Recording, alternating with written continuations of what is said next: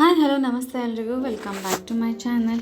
ಇವತ್ತು hair care related ಒಂದು ವಿಡಿಯೋನ ನಾನು ಇವತ್ತು ಶೇರ್ ಮಾಡತ್ತೀನಿ. ಯಾರಿಗೆಲ್ಲ ಡ್ಯಾಂಡ್ರಫ್ ಇತ್ತು ಅಂತಂದರೆ ಅಥವಾ ಹೇರ್ ಫಾಲ್ ಇತ್ತು ಅಂತಂದ್ರೆ ಅಂಥವ್ರಿಗೆ ಇದು ಬೆಸ್ಟ್ ಹೇರ್ ಪ್ಯಾಕ್ ಅಂತಲೇ ಹೇಳ್ಬೋದು. ಇದನ್ನು ಯೂಸ್ ಮಾಡೋದ್ರಿಂದ ಕೂದಲು ಅಷ್ಟು ಸ್ಟ್ರಾಂಗ್ ಆ್ಯಂಡ್ ಶೈನಿಂಗ್ ಕೂಡ ಆಗ್ತಾವೆ. ಇದನ್ನು ಭಾಳ ಸಿಂಪಲ್ ಆ್ಯಂಡ್ ಈಸಿಯಾಗಿ ಮನೆಯಲ್ಲಿರುವಂಥ ಇಂಗ್ರೀಡಿಯೆಂಟ್ಸಿಂದನೇ ಪ್ರಿಪೇರ್ ಮಾಡ್ಬೋದು. ಇದಕ್ಕೆ ನಾವು ಮಾಡೋದಕ್ಕೆ ನಾನು ಇಲ್ಲಿ ಬಿಳಿ ದಾಸವಾಳನ ತೊಗೊಂಡಿನಿ. ಅದಾದಮೇಲೆ ಬಿಳಿ ದಾಸವಾಳದ ಎಲೆನೂ ತೊಗೊಳ್ಬೇಕು. ಅದಾದಮೇಲೆ ಇದಕ್ಕೆ ಬೇಕು ಅಂತಂದ್ರೆ ಕೆಂಪು ದಾಸವಾಳನೂ ಬಳಸ್ಬೋದು. ಸ್ವಲ್ಪ ಬೇವಿನ ಎಲೆ ತೊಗೊಂಡಿನಿ. ಅದಾದಮೇಲೆ ತುಳಸಿ ಎಲೆ, ಅದಾದಮೇಲೆ ಸ್ವಲ್ಪ ಕರಿಬೇವು, ಆಮೇಲೆ ನೆನೆಸಿಟ್ಕೊಂಡಿರುವಂಥ ಹೆಸರು ಕಾಳು 1-2 ಸ್ಪೂನಷ್ಟು, ಅದಾದಮೇಲೆ 1-2 ಸ್ಪೂನಷ್ಟು ಮೆಂತ್ಯ ಕಾಳು, ಸ್ವಲ್ಪ ಮೊಸರನ್ನ ತೊಗೊಂಡಿನಿ. ಇದೆಲ್ಲವೂ ಅಷ್ಟೇ ನೀವು ಒಂದು ಹೇರ್ ಲೆಂತ್ ಎಷ್ಟು ಇರ್ತೈತಿ ಅದಕ್ಕೆ ಎಷ್ಟು ಬೇಕೋ ಅಷ್ಟನ್ನು ನೀವು ತೊಗೋಬೇಕು. ಇಲ್ಲಿ ಅಲೋವೆರಾನ ಈ ರೀತಿ ಬಿಡಿಸಿ ನಾವು ಅಲೋವೆರಾ ಜೆಲ್ನ ಮಾತ್ರ ತೊಗೋಬೇಕು. ಅಲೋವೆರಾ ವಿಟಮಿನ್ಸು ಮತ್ತು ಮಿನರಲ್ಸಿಂದ ಕೂಡಿದ್ದು. ಇದರೊಳಗೆ ವಿಟಮಿನ್ ಎ, ಸಿ, ಇ ಇರೋದ್ರಿಂದ ಇದು ನಮ್ಮ ಹೇರ್ ಹೆಲ್ತ್ಗಾಗಿರ್ಬೋದು ಅಥವಾ ನಮ್ಮ ಹೇರ್ ಫಾಲಿಕಲ್ಸನ್ನು ಸ್ಟ್ರೆಂತ್ ಮಾಡೋದಕ್ಕೆ ಇದು ಹೆಲ್ಪ್ ಮಾಡ್ತೈತಿ. ಇದು ಜಿಂಕ್ ಮತ್ತು ಕಾಪರ್ ರಿಚ್ ಇರುವಂಥದ್ದು. ಸೊ ಇದರಿಂದ ನಮ್ಮ ಪ್ರತಿಯೊಂದು ಹೇರ್ ಸ್ಟ್ಯಾಂಡ್ ಕೂಡ ಅಷ್ಟು ಸ್ಟ್ರೆಂತ್ ಆಗಿರೋದಕ್ಕೆ ಇದು ಹೆಲ್ಪ್ ಮಾಡ್ತೈತಿ. ಇದು ನಮ್ಮ ಸ್ಕ್ಯಾಲ್ಪದ pH ಲೆವೆಲನ್ನು ಕೂಡ ಬ್ಯಾಲೆನ್ಸ್ ಮಾಡೋದಕ್ಕೆ ಇದು ಹೆಲ್ಪ್ ಮಾಡ್ತೈತಿ. ಟೋಟಲಾಗಿ ಹೇಳಬೇಕು ಅಂತಂದ್ರೆ ಅಲೋವೆರಾ ನಮ್ಮ ಒಂದು ಹೇರ್ ಗ್ರೋತ್ಗೆ ಇದು ಬೆಸ್ಟ್ ಹರ್ಬ್ ಅಂತಲೇ ಹೇಳ್ಬೋದು. ಇದನ್ನು ನಾವು ಯಾವಾಗಲೂ ಯೂಸ್ ಮಾಡೋದ್ರಿಂದ ಹೇರ್ ಗ್ರೋತ್ ಕೂಡ ಅಷ್ಟೇ ಇಂಪ್ರೂವ್ ಆಗ್ತೈತಿ. ಇನ್ನು ಮೊಸರನ್ನ ಯೂಸ್ ಮಾಡೋದ್ರಿಂದ ಮೊಸರೊಳಗೆ ವಿಟಮಿನ್ಸ್, ಪ್ರೋಟೀನ್ಸು ಜಾಸ್ತಿನೇ ಇರ್ತೈತಿ. ಇದ್ರೊಳಗೆ ವಿಟಮಿನ್ B5 ಆಗಿರ್ಬೋದು ಅಥವಾ ವಿಟಮಿನ್ ಡಿ ಆಗಿರ್ಬೋದು. ಕ್ಯಾಲ್ಸಿಯಮ್ಮು, ಜಿಂಕು ಹೆಚ್ಚಾಗಿರೋದ್ರಿಂದ ಇದು ನಮ್ಮ ಹೇರ್ ಗ್ರೋತ್ಗೆ ಅಥವಾ ಹೇರ್ ಸ್ಟ್ರೆಂತ್ ಆಗಿರೋದಕ್ಕೆ ಇದು ಹೆಲ್ಪ್ ಮಾಡ್ತೈತಿ. ಇದನ್ನು ನಾವು ಎವ್ರಿ ಡೇ ಊಟದೊಳಗೆ ಕನ್ಸ್ಯೂಮ್ ಮಾಡೋದ್ರಿಂದ ಕೂಡ ಅಷ್ಟು ಹೆಲ್ತ್ಗೆ ಬೆನಿಫಿಟ್ಸು ಐತಿ. ಇದು ಒಂದು ಒಳ್ಳೆ ಮಾಯ್ಶ್ಚರೈಸರ್ ಆಗಿ ಕೆಲಸ ಮಾಡ್ತೈತಿ. ಯಾರಿಗೆಲ್ಲ ಹೇರ್ ಫ್ರಿಜಿನೆಸ್ ಇರ್ತೈತಿ ಅದು ಕಂಟ್ರೋಲ್ ಆಗೋದಕ್ಕೆ ಇದು ಹೆಲ್ಪ್ ಮಾಡ್ತೈತಿ. ಈ ರೀತಿ ಅಲೋವೆರಾನ ಚೆನ್ನಾಗಿ ಬಿಡಿಸ್ಕೊಂಡು ಇದನ್ನು ತೆಗೆದಿಟ್ಟು ಇವಾಗ ಮಿಕ್ಸರ್ ಜಾರ್ಗೆ ಎಲ್ಲನೂ ಹಾಕಿ ಇದನ್ನು ಆದಷ್ಟು ಸ್ಮೂತಾಗಿನ ಪೇಸ್ಟನ್ನು ಮಾಡ್ಕೋಬೇಕು. ಇಲ್ಲಿ ಹೆಸರು ಕಾಳನ್ನು ಯೂಸ್ ಮಾಡೋದ್ರಿಂದ ಇದು ಸ್ಕ್ಯಾಲ್ಪನ್ನು ಕ್ಲೀನಾಗಿಡೋದಕ್ಕೆ ಹೆಲ್ಪ್ ಮಾಡ್ತೈತಿ. ಇದು ಒಂದು ಪ್ಲ್ಯಾಂಟ್ ಬೇಸ್ಡ್ ಪ್ರೋಟೀನ್ ಅಂತಲೇ ಹೇಳ್ಬೋದು. ಇದು ನಮ್ಮ ಕೂದಲದ ಸ್ಟ್ರೆಂತನ್ನು ಕಾಪಾಡ್ಕೊಳ್ಳೋದಕ್ಕೆ, ಆಮೇಲೆ ಹೇರ್ ಬ್ರೇಕೇಜಸ್ ಏನಾದರೂ ಇತ್ತು ಅಂದರೆ ಅದನ್ನು ತಡೆಯೋದಕ್ಕೆ ಇದು ಹೆಲ್ಪ್ ಮಾಡ್ತೈತಿ. ಇದು ನಮ್ಮ ಹೇರ್ ಹೆಲ್ತ್ಗೆ ಮೆಂತ್ಯ ಕಾಳು ಎಷ್ಟು ಉಪಯೋಗ ಅಂತ ಎಲ್ಲರಿಗೂ ಗೊತ್ತಿರ್ತೈತಿ. ಇದು ಪ್ರೋಟೀನ್, ಐರನ್, ನಿಕೋಟಿನಿಕ್ ಆ್ಯಸಿಡ್ ರಿಚ್ ಇರುವಂಥದ್ದು.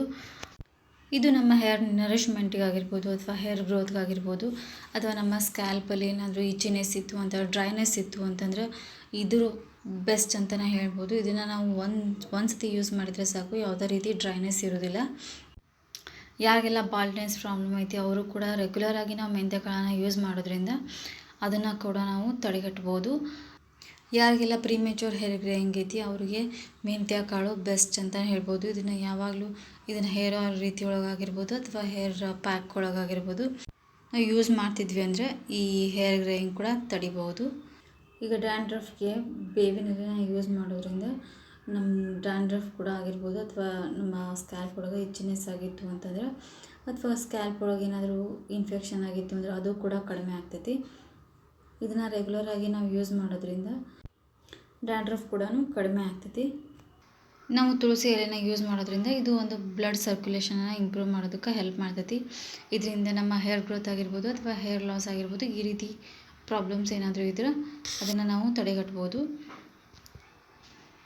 ಇದರಿಂದ ಡ್ಯಾಂಡ್ರಫ್ ಕೂಡ ಕಡಿಮೆ ಆಗ್ತೈತಿ. ಈಗ ನಾವು ಯೂಸ್ ಮಾಡಿರುವಂಥ ದಾಸವಾಳದ ಎಲೆ ಇದರೊಳಗೆ ವಿಟಮಿನ್ಸು, ಆಮೇಲೆ ಆ್ಯಂಟಿ ಆಕ್ಸಿಡೆಂಟ್ಸು, ಆಮೇಲೆ ಅಮಿನೋ ಆ್ಯಸಿಡ್ಸು ಜಾಸ್ತಿ ಇರುವಂಥದ್ದು ಇದೆ.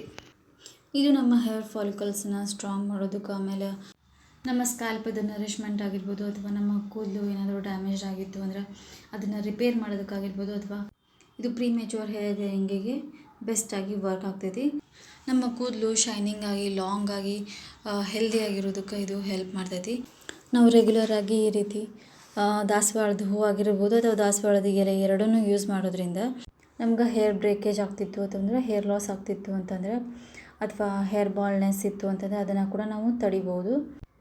ಬಿಫೋರ್ ಶಾಂಪೂ ನಾವು ಈ ರೀತಿ ದಾಸವಾಳದ ಹೂವು ಆಗಿರ್ಬೋದು ಅಥವಾ ಎಲೆ ಆಗಿರ್ಬೋದು ಈ ರೀತಿ ಪ್ಯಾಕ್ನ ಹಾಕೋದ್ರಿಂದ ಶಾಂಪೂಯಿಂದ ಕೂಡ ನಮ್ಮ ಕೂದಲಿಗೆ ಅಷ್ಟೊಂದು ಹಾರ್ಮ್ ಆಗೋದಿಲ್ಲ.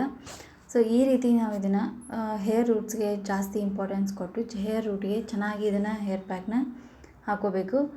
ಇದರಿಂದ ಹೇರ್ ಫಾಲಿಕಲ್ಸ್ ಕೂಡ ಸ್ಟ್ರಾಂಗ್ ಆಗಿ ಆಗ್ತಾವೆ.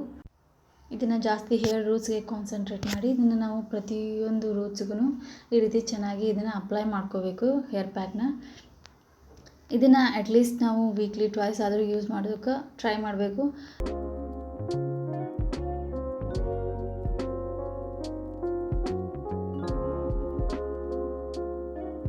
ನೀವು ಇದನ್ನು ಡ್ರೈ ಹೇರ್ಸ್ ಮೇಲೆ ಹಾಕ್ತೀರೇನೋ ಆಗಿದ್ರೆ ನಾವು ಇದನ್ನು ಪ್ಯಾಕಿಗೆ ಸ್ವಲ್ಪ ಆಯಿಲ್ನ ಹಾಕಿ ಇದನ್ನು ಅಪ್ಲೈ ಮಾಡಿ ನೀವು ಬಿಟ್ಟು ಕೂಡ ಒಂದು ಮೈಲ್ಡ್ ಶಾಂಪೂಯಿಂದ ಕೂಡ ನೀವು ವಾಶ್ ಮಾಡ್ಬೋದು.